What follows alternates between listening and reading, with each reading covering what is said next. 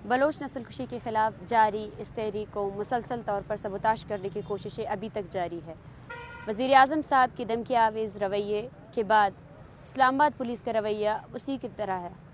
वो लोग जो इस कैंप की इमदादी मदद कर रहे हैं, वो लोग जिनको ये अंदाज़ा है कि यहाँ पे औरतें और बच्चे जो पूरे बलूचिस्तान से आ रहे हैं, जिनकी तादाद दिन ब दिन बढ़ती जा रही है, उनके लिए जगह कम पड़ गई है, उनको हरासा किया जाता है, उनकी प्रोफाइलिंग की जाती है। चारों तरफ कैमरे लगाने के बावजूद हमें ये कहा जाता है कि इस्लामाबाद आपका नहीं है।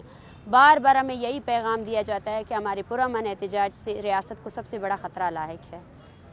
हम उस आवाम से अपील करते हैं जो इस बयानिए के साथ है, हम उस आवाम से अपील करते हैं जो कत्ल व गारत के ख़िलाफ़ है, हम उस आवाम से अपील करते हैं जो इन माँओं बच्चों के एहसास, इसके दर्द को एहसास रखते हैं और जो हमारे बयानिए के साथ है कि कल होने वाले एहतजाजी शटर डाउन में हमारा साथ दें। अब वक्त आ गया है कि अमली तौर पर पूरी आवाम, ये पाकिस्तान की आवाम इस रियासत को ये पैगाम दे कि अपने आइन को लागू करो, अपने आइन को इज़्ज़त दो, अपने आइन की कदर करो।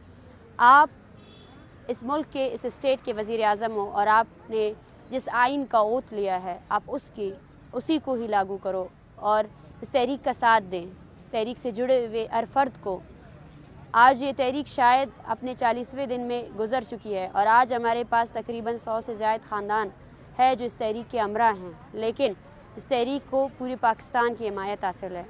हम आप सब से गुजारिश करते हैं कि हमारी तहरीक की मदद करें और इस्लामाबाद इंतज़ामिया को भी हम ये बार बार कहना चाहते हैं कि कोऑपरेशन के नाम पर हमारी हरासगी, हमारी प्रोफाइलिंग बंद कर दी जाए। हमें आपसे कोई कोऑपरेशन नहीं चाहिए। हम बारहा कह चुके हैं कि हमारी और आपकी कोई कन्फ्रंटेशन नहीं है।